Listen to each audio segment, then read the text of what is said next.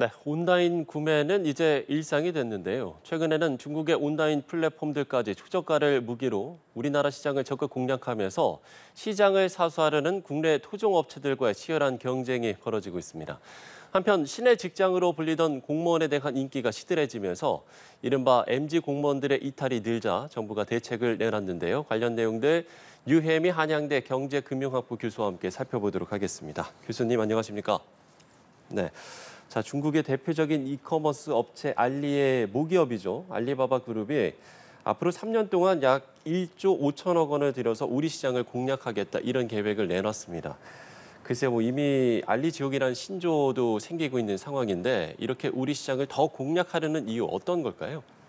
일단은 지금 중국 경제가 내수 시장이 침체되면서 네. 이 알리 같은 기업들도 해외에서 이제 판로를 새롭게 개척하는 것이 계속해서 이제 영업을 지속하기 위해서 굉장히 중요하다고 보는 거고요. 예. 특히 한국 같은 경우는 지리적으로 중국과 가깝기 때문에 배송 기간을 좀 축소할 수가 있고요. 그렇죠. 여기에 한국은 디지털 강국이지 않습니까? 네. 그래서 이 소비자들의 그 온라인 쇼핑몰 이용도가 굉장히 높기 때문에 이런 알리 같은 해외 직구 온라인 업체들이 공략하기 굉장히 좋은 그다음에 탐나는 시장인 거죠. 여기에 덧붙여서 이 알리가 이 한국의 물류센터를 지금 건설하겠다는 계획도 발표를 하고 있거든요. 예. 만약에 한국의 물류센터를 이제 만약에 설립을 하게 된다면 한국 내에서 이제 배송을 할 수 있는 그런 기간도 훨씬 더 단축이 되면서 그 소비자들의 마음을 더 많이 사로잡을 수도 있을 거고요. 여기 덧붙여서 인천공항의 물류망까지 이용을 한다면 한국에 이제 건설하는 물류센터를 배경으로 해서 이 물류망까지 이용해서 세계 각지로 또 뻗어나갈 수 있는 그래서 그런 교두보로 삼을 수 있기 때문에 한국 시장을 적극적으로 공략하고 있다고 보고 있습니다. 예, 그렇군요. 물론 이제 아직은 쿠팡 이용자를 따라가기에는 좀 멀어 보이긴 합니다만 계속해서 이런 공세적인 전략을 이어간다면 쿠팡 역시도 과거와 같은 성장세를 담보하기는 어려운 상황 아닙니까? 예, 그렇습니다. 지금 지난 2월에 그 온라인 쇼핑몰 이용자 수를 조사한 결과를 봤더니 예. 1위는 쿠팡입니다. 3천만 명 정도 되는데요. 2위가 이제 알리거든요. 이 알리가 800만 명으로 그 차이는 좀 아직 상당히 있습니다. 그렇지만 이 알리의 성장세가 굉장히 빠르기 때문에 이 쿠팡으로서도 상당히 위협을 느끼는 상황이고요. 예. 따라서 이런 경쟁이 격화되게 되면 쿠팡으로서도 앞으로 그 이전과 같은 성장을 계속해서 지속하기는 좀 어렵다는 생각을 들기 때문에 네. 굉장히 공격적으로 여기에 대응하기 위한 채비를 갖추고 있습니다. 예. 공격적인 대응을 할 채비를 갖추고 있다 이 말씀을 해주셨는데 실제로 이제 쿠팡도 로켓 배송 지역을 전국으로 확대하겠다 약 3조 원을 들여서 이런 계획을 내놨는데 이건 역시도 선제적 대응이다라고 보면 되겠습니까? 예, 그렇습니다. 이 알리익스프레스가 초저가 제품을 이제 기본으로 해서 한국 시장을 공략하고 있거든요. 예. 근데 이렇게 가격을 사실은 대응해서 낮추기는 쉽지 않은 상황입니다. 대체로 한국에서 팔리는 저가 상품들도 중국의 싼 인건비를 바탕으로 해서 이제 제조를 해서 한국에 들여와서 파는 경우가 많거든요.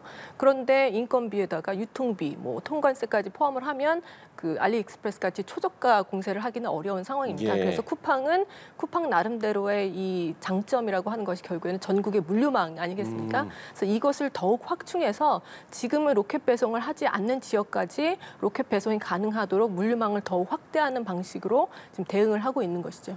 예. 그러니까 초저가 경쟁으로는 힘들 수도 있기 때문에 물류망을 더욱 확대하겠다 이런 전략이라는 말씀이신데 그러면 만약에 이런 로켓 배송이 이제 전국적으로 확대된다면 사실 쇼핑 인프라가 부족한 지역에는 일자리가 더 생긴다라든지 이런 어떤 경제적인 효과도 좀 기대를 해볼 수 있겠습니까? 어떻습니까? 예, 그런 긍정적인 효과를 기대할 수 있을 것으로 보고 있는데요. 예. 일단 그런 인구 감소 지역에 지금 현재 로켓 배송이 되고 있지 않은 지역이지만 앞으로 쿠팡이 이제 투자를 통해서 이 지역에도 로켓 배송이 가능하게 하겠다고 한 상황입니다. 예. 그래서 이런 지역에서도 쇼핑의 편의성이 이제 높아질 거고요. 그래서 지역에 있어서 이제 소외되는 여러 가지 이제 안 좋은 점들이 있었을 텐데 이런 점들이 극복되는 첫 단추가 될 수 있을 것으로 보고요.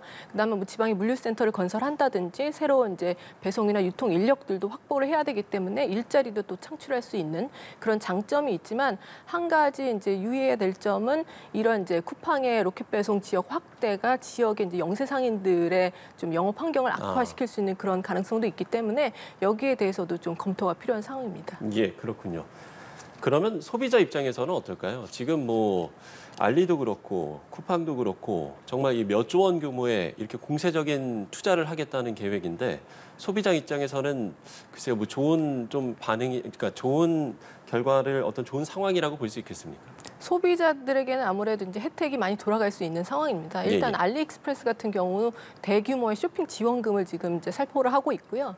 여기에 뭐 쿠폰을 발행한다든지 아니면 이제 초저가 공세를 이어간다든지 하는 방식으로 해서 소비자들을 공략하고 있기 때문에 소비자들이 현재 고금리 고물가에서 시달리다가 굉장히 저렴한 가격의 제품들을 구매할 수 있는 그런 이점이 생기게 되는 거고요. 예. 여기에 이제 대해서 쿠팡도 물류망을 이제 확대를 해서 그동안 로켓 배송이 가능하지 않았던 지역까지도 가능하게 만들겠다고 하니까 소비자들에겐 여러모로 혜택이 돌아가는 상황이라고 볼 수도 있는데요. 근데 이제 중장기적으로 부작용이 나타날 가능성도 있습니다. 네. 예를 들어서 현재는 시장 점유율이 낮아서 이렇게 적극적으로 공세를 펴고 있지만 시장 점유율이 이제 알리익스프레스라든지 이런 해외 직구 업체들이 크게 올라온 상황이라면 더 이상 뭐 입점 업체들한테 수수료를 무료로 제공할 필요는 없는 거죠. 그러니까 수수료를 좀 높이게 되면 이게 소비자들에게 비용으로 또 돌아갈 수가 있기 때문에 어떤 업체의 독점력이 좀 커지는 상황이라고 하는 것은 장기적으로 봤을 때는 소비자들에게 부작용으로 나타날 수도 있는 그런 가능성도 있다라고 보고 있습니다. 예. 그러면 쿠팡 같은 국내 기업 입장에서는 어떻습니까? 지금 알리바바 그룹이 보유한 현금 자산이 114조 원의 이렇게 큰 규모의 현금 자산을 갖고 있는 것으로 알려지고 있지 않습니까? 만약에 계속해서 이렇게 그야말로 쩐의 정쟁을 계속한다면 출하 경쟁이 계속 심화되는 거 아닙니까? 네, 그렇습니다. 그래서 사실은 이렇게 굉장히 큰 자본력을 바탕으로 해서 한국 시장을 공략하고 있는 알리익스프레스에 대응할 수 있는 업체가 쿠팡밖에 없는 것이 아니냐 하는 네. 얘기도 나오고 있습니다. 이미 중소업체들은 상당히 이제 영업 환경이 악화되었다고 이제 불만을 굉장히 내세우고 있고요. 그 다음에 실제로 그런 상황들이 나타나고 있는데 이제 쿠팡 같은 경우도 이제 이런 위협에 대응해서 지금 물류망을 확대하는 그래서 신규 투자를 굉장히 늘리고 있지 않습니까? 그런데 쿠팡 같은 경우는 계속해서 이제 물류망을 확대하면서 누적 적자가 많이 쌓여 있는 상황이거든요. 그래서 새로 신규 투자를 한다는 것이 좀 부담스럽기도 하지만 이런 해외 직구 업체들의 공세에 마냥 이제 당하고 있을 수만은 없고 그렇다가는 시장 점유율을 또 낮아지는 그런 결과가 초래될 수도 있기 때문에 네네. 계속해서 이런 이제 대응을 펼칠 수밖에 없는 상황입니다. 그렇군요. 자, 이런 상황에서 국내 대형마트 1위 이마트가 사상 첫 적자를 기록했습니다. 창사 이래 처음으로 전 직원을 상대로 희망퇴직을 받기도 했는데 글쎄요, 지금 이런 현상은 국내 유통업체들이 휘청이는 단면을 보여준다 이렇게 보면 되겠습니까?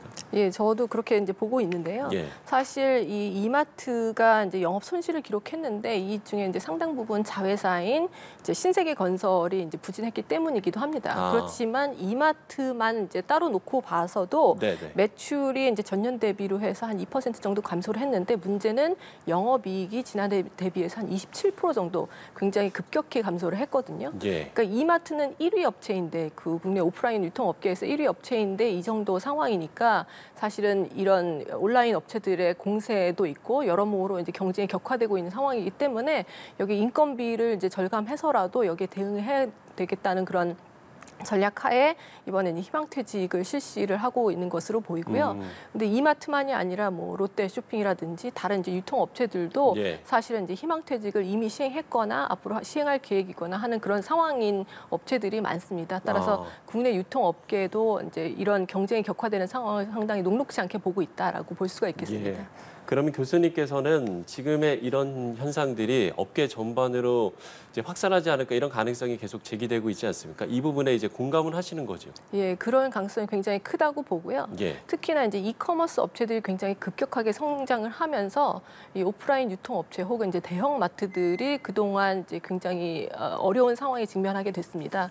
아무래도 온라인 쇼핑이 커지게 되면 이것이 오프라인 쇼핑액을 좀 추월을 하게 되고 오프라인 업체들은 아무래도 비용이 더 많이 들어가지 않습니까? 점포를 그렇죠. 유지한다든지 인건비라든지. 따라서 오프라인 업체들이 어떻게 하면 비용을 절감할 수 있을지 혁신적인 아이디어를 계속해서 갈구하는 상황이고요. 네. 따라서 온라인 업체와 아주 비용 면에서 직접적인 경쟁이 좀 어렵기 때문에 오프라인 업체 나름대로의 강점, 온라인 업체는 제공할 수 없는 그런 차별점에 좀 주안점을 두고 계속해서 전략을 확산하고 있는 그런 모양입니다. 예, 알겠습니다. 자, 이번에 주제를 바꿔보겠습니다. 예전에는 공무원 시험이 그야말로 열풍이었던 적도 있었는데 최근에 젊은 공무원들의 퇴직자가 늘고 있는 상황입니다. 아무래도 좀 적은 급여가 가장 큰 원인이라고 보면 되겠습니까? 임금이 낮은 것이 굉장히 큰 이유 중에 하나고요. 그런데 예. 그것만은 아니겠지만 임금이 상당히 낮다고 볼 수가 있는데요. 음. 그래서 이 공무원들의 임금이 얼마나 낮은지를 한번 살펴봤더니 예. 그 9급 공무원의 1호봉 기본급이 한 188만 원 정도에 여기에 각종 수당을 더했더니 이제 월 급이 한 250만 원 정도 된다는 거죠. 예. 이게 세전 기준인데요. 그래서 연봉으로 계산을 하면 한 3천만 원 정도 된다고 볼 수가 있는데요. 그럼 대기업의 정규직 그 초임 임금이 어느 정도인지 한번 봤더니 그 대졸 이제 초임 연봉이 2020년 기준으로 5천만 원이 좀 넘는 수준이거든요. 근데 이미 이제 2023년까지 물가가 상당히 올랐기 때문에 물가 상승률만큼만 올랐다고 가정을 해도 한 5,700만 원 정도 되니까요. 공무원의 이제 9급 초임 연봉이 대기업 대졸 정규직 연봉의 한 절반을 조금 넘는 수준이다. 그러니까 상당히 이제 낮은 편이라고 볼 수가 있습니다. 따라서 임금이 낮으니까 당연히 이제 기대한 것보다 업무 강도가 좀 세다든지 아니면 그런 조직 분위기가 크게 마음에 들지 않는다 그러면 공무원을 그만두는 그런 사태가 이제 벌어질 수가 있는 거죠. 그렇군요. 정부도 이런 상황에서 대책을 내놨습니다. 그야말로 초고속 승진 기회를 확대하고 뭐 초과 근무에 대한 보상도 늘리겠다 이런 계획인데 이런 대책은 효과가 있다라고 보세요?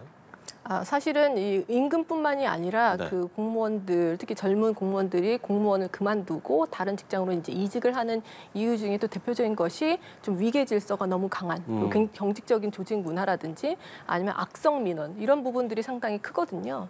그러니까 단순히 그 임금을 올려줘도 사실은 이제 예산 내에서 올려줘야 되기 때문에 공무원들의 임금을 급격하게 올리기는 사실은 어려운 측면이 있습니다.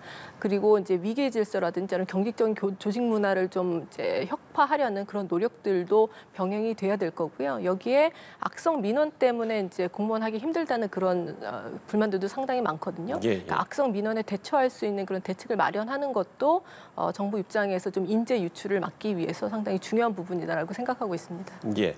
일각에서는 임금은 적지만 공무원 연금 혜택은 좋지 않냐 이렇게 이야기를 하는 사람들도 있습니다. 이 부분에 대해서 어떻게 보세요?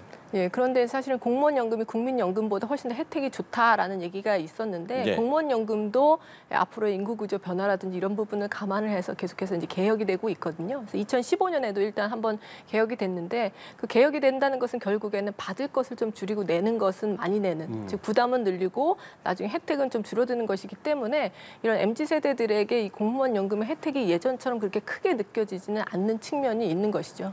예. 결국엔 퇴사자가 발생하면 또 신규 채용을 해야 되고 또다시 교육을 시켜야 되고 결국엔 이게 다 이제 비용 아니겠습니까? 결국엔 대책이 필요할 것 같은데요. 어떤 좀 대책이 필요하다라고 보세요? 예, 물론 이제 임금을 조금 더 높여주고 성과에 따라서 임금을 보장하는 그런 것도 이제 중요할 거고요. 그다음에 네. 조직 문화를 혁신을 한다든지 악성 민원에 대처하는 것도 물론 중요하겠지만 또 한편에서는 이번 기회에 이제 공무원 조직을 조금 더 효율화해서 인재를 채용하는 것이라든지 아니면 육성하는 것이라든지 이런 부분에서 적정한 규모가 어떤 것인지 그다음에 이런 것을 좀 효율화함으로써 사실은 그 있는 인재를 더 효율적으로 사용하는 방안에 대해서도 고민할 필요가 있다고 보고요. 그다음에 인재를 이제 적시에 적절하게 공급을 하는 것이 사실은 중요하지 않습니까? 예. 그래서 이 각 공무원들도 굉장히 여러 가지 분야를 망라하고 있는데 각 분야에 필요한 인재를 좀 공급을 받을 수 있도록 좀 탄력적인 채용 체계를 구축하는 것도 필요하다고 생각하고 있습니다. 예, 알겠습니다. 자, 유혜미 한양대 경제금융학부 교수와 이야기 나눠봤습니다. 교수님 오늘 말씀 고맙습니다.